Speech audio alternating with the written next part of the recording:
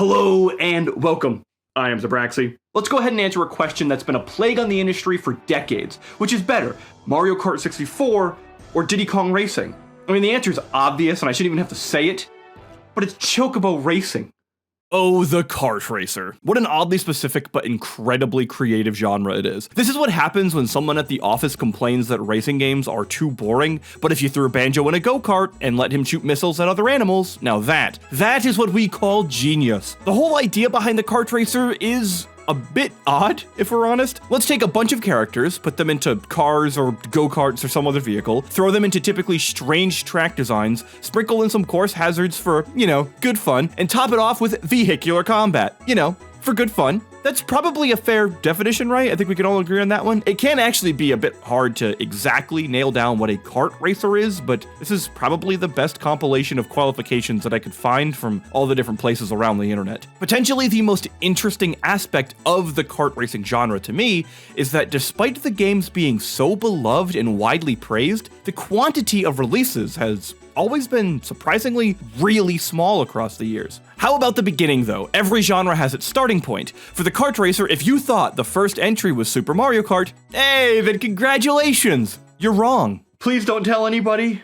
Super Mario Kart is hands down the most influential of the kart racers, and it has innovated the genre into what we know today, but it wasn't the first. In 1965, the birth year of the greatest mother of all time, I might add, a movie released known as The Great Race. While this Academy Award-winning film is hilarious and worth watching on its own, its purpose in this discussion is how its slapstick meets daredevil racing antics set the stage for something else. A few years later, the world would be gifted with the 1986 Saturday morning cartoon, Wacky Races. The premise of the show is a bunch of characters participating in a race across incredibly dangerous tracks with an encouragement for vehicular combat and loads of ridiculous scenarios. If that isn't the foundation for a kart racer, then I really don't know what is. Wacky Races would even get its own video game adaptation in 1991 and would go on to revolutionize the gaming industry by being a 2D platformer. Wait, really? That can't be right. Yeah, the Wacky Races show only shared similar characters in its game, but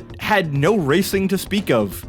Why? Thankfully, another game would come along and be inspired by Wacky Races. The arcade era of the 80s had tons of great racing games. Sega especially led the charge with the 1985 title Hang On and the legendary classic of 86 known as Outrun. In 1988 though, Sega released their most ambitious racer yet. Inspired by Outrun before it and the sheer silliness of Wacky Racers, the world was blessed with an arcade classic known as Power Drift. Characters were finally placed in the signature go-karts and set along some incredibly wild track designs. The music as well. Oh man, the soundtrack for Power Drift is so great.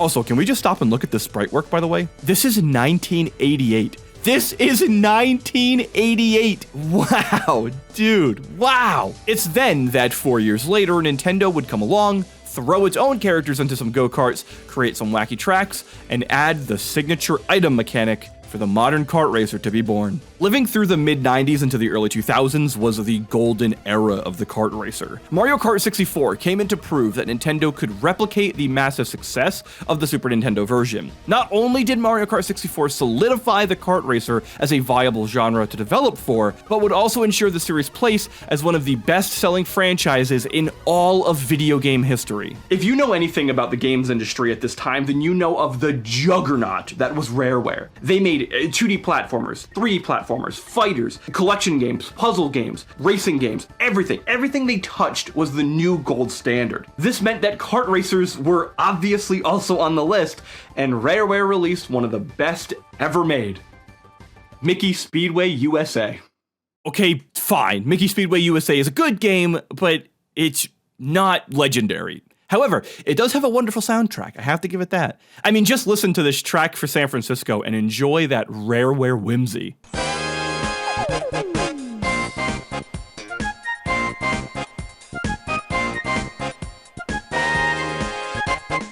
It was around this time that the genre was really coming to grips with itself. Mario Kart 64's track design was impressive and creative, and its battle mode, wow. Its battle mode only added to the breadth of the multiplayer experience that we'd had so far. There was a lot of fun and innovation outside Mario Kart though. Crash Team Racing seems like an easy and quick moneymaker by slapping Crash Bandicoot onto a kart racer. However, the development of a story mode was still a new mechanic for the genre. The story itself was incredibly simple and just involved having a cutscene to set up some context, and then bam, you're dropped into the next race because we've all decided that racing is how we're gonna settle things now. It was 100% contrived and 100% a blast. CTR would also tinker with the driving mechanics, which assisted in its own identity to keep separate from the likes of Mario Kart and some others. This can be seen in the items as well. Since the mechanic of crashing into boxes to receive a random item was the same, the item design itself had to be unique. And it really was. CTR wasn't alone, by the way. As I mentioned at the start of this video, there is yet another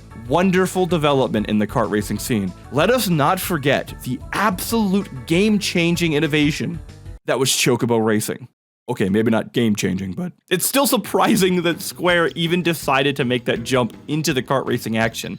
Nintendo, Rareware, Naughty Dog, and Square all making the same genre of game around the same time. Just imagine that for a moment. Still, Chocobo Racing is a bit of a cult classic that had its own spin on items and added a storybook-style single-player mode. Surprisingly, the title consisted of mostly side characters like the Chocobo, Moogles, and others, which was arguably its greatest detriment, but also gave it this really cute charm that many know and love today. Oh, and don't forget, we got that recent release of Chocobo Racing GP, which is a grotesquely over-monetized mobile game for the Switch that absolutely butchers everything the fans were hoping for. So, I mean, there's that. Square Enix, you being bad. I haven't even talked about Diddy Kong Racing yet. Potentially the largest innovation across the entire kart racing genre, outside maybe Super Mario Kart, was the 1997 Rareware kart racing release. The thing with DKR is that it pushed every single established mechanic. Mario Kart doesn't have a story mode. Crash Team Racing does. Diddy Kong Racing has a story mode, an extra unlockable secret chapter, and an adventure 2, which serves as a mirrored New Game Plus. Oh, and don't forget about the explorable overworld, which includes items like collectibles and even an unlockable secret character after beating the game. Yeah, the overworld isn't the most in-depth if we're being honest, but its sheer existence only added to the experience. All the other kart racers had randomized items, which pushed RNG into a major factor of winning a race at times. While making it accessible, it also makes it really frustrating if you're a good player. Diddy Kong Racing said, nah dog. Instead, each balloon has its own color with its own predetermined item within it. On top of that, the game added a risk-reward mechanic by allowing the player to not use their current item when popping another balloon of the same color, and then their hold item would become more powerful up to 3 total levels. This dramatically removed the RNG factor from races. It also had some other consequences like being in first usually kept you in first, but it was a really cool innovation nonetheless. Crash Team Racing had some pretty great boss battles, and so did Diddy Kong Racing. Certain tracks also had collectibles within them to find, which encouraged exploration within the race themselves, only adding to this sense of adventure. And speaking of the tracks, they also had multiple vehicles across them. You had the kart like normal, the hovercraft, and an airplane version of the track. We haven't even touched on the multiplayer, by the way. We haven't touched on the coin collection, and so much more. DKR also had one of the most impressive soundtracks of the entire N64 library. Just like everything else they made in the 90s, everything Rareware touched was gold and genre-defining. Kart racers were everywhere in the 90s, which makes it pretty much impossible to not mention them when talking about that era of gaming. Okay, not impossible, but really hard. But that begs the question, where did they all go? After 1997 birthed Sonic R from the womb of Satan himself, the world was never to be the same again. We're talking about a reality post-Supersonic Racing, where we had to keep our feet right on the ground. Here's the thing, when you're Supersonic Racing, there's no time to look around. I hate how catchy that theme song really is. The late 90s saw the release of Speed Freaks, or Speed Punks if your government decided that the word freak was too edgy. Speed Freak Punks is honestly a pretty interesting kart racer for its time that absolutely doesn't have karts because The characters just seemingly float like they're stuck in some gravitational field comprised of the 4 wheels. The main problem it had, though, was that about 7 people knew it existed. Actually, reading more through the internet, it seems like it's far more than that, so my apologies to the 9 of you. Don't worry though, 2002 came and the kart racer returned to its original glory with the release of Ants Extreme Racing. This game is real, by the way. It's actually real. I even own a copy myself for no other reason than to prove to people that Ants Extreme Racing is an actual video game released in our current timeline.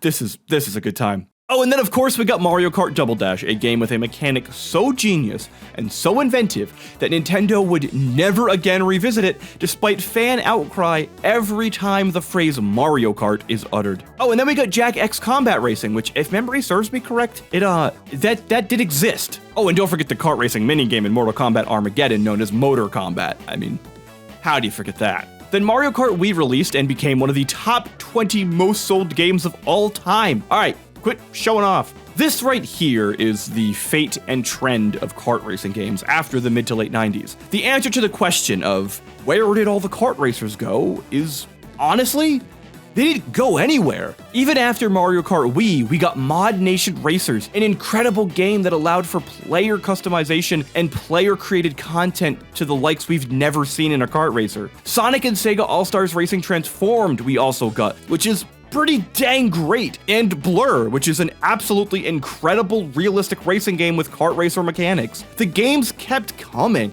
It was just a slow drip feed of decent games, none of which were really pushing the genre in any meaningful way, other than probably Mod Nation. Then a new Mario Kart would roll around, and everyone loves it for about a year. It shatters every sales record for that console, and then we're right back to wondering what the heck happened to all the kart racers. It's a bit of a rough cycle. The real issue isn't that kart racing games aren't around, it's not that they don't exist, but really, they've changed almost none since their introduction. Let's do an experiment here. Compare Super Mario Kart to Mario Kart 8 Deluxe. And honestly, seriously, let's boil this comparison down to the most basic of fundamentals. What is the difference, mechanically speaking, between these two games? Almost 30 years of industry advancement exists between them, and honestly, let's be brutally honest here. The only tangible mechanical differences is that shortcuts and tracks now exist, there are more items, and kart customizations.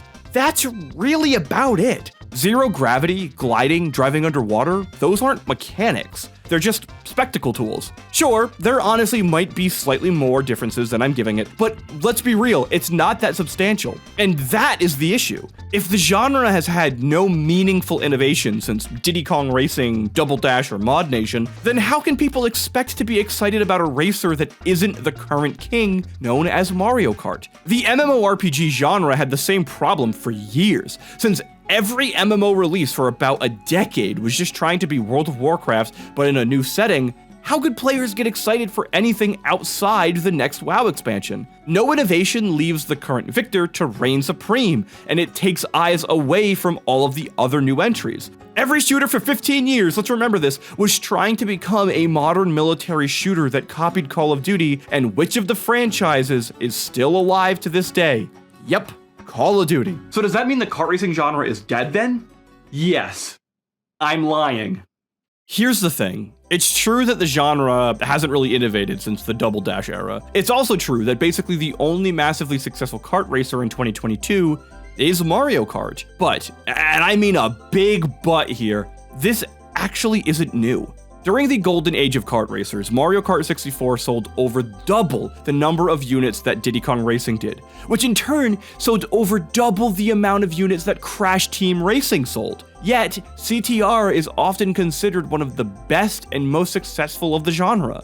The CTR nitro-fueled remake went on to sell over 7 million units, which is a huge number for such a niche genre. While I would love to have a new kart racing game like Diddy Kong Racing, with a world to explore, secrets to find, and unlockables aplenty, the reality is that only really happened once. But all is not lost, because it never was. In fact, I'm often surprised by just how many people cry out that the genre is dead. Though to be fair to those same people, I also thought kart racers died at one point. It wasn't until Transformed released that I looked back and noticed how many dang games I had missed. I also think that we as fans and the developers are way too literal with the term kart racer. Blur, for example. I'm confident there are tons of people, and by tons, I mean like 3 out of the 50 who will watch this video, who would argue that Blur isn't a kart racer simply because it's cars rather than go-karts, despite how every other mechanic lines up with the genre. How about snowboard kids? This is every bit a kart racer,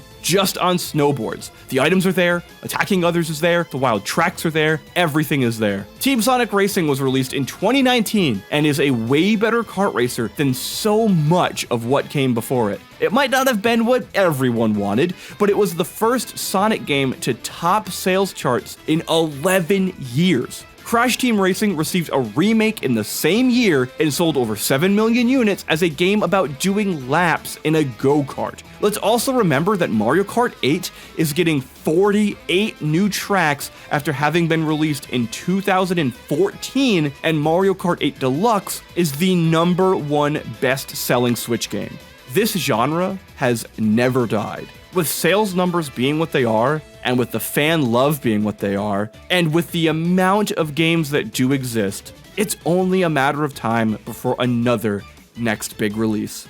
Remember, if Chocobo Racing can do it, anyone can. So, what's your favorite kart racing game, and why is it Diddy Kong Racing? Thank you so much for watching, and I'll see you all in the next one. Bye-bye!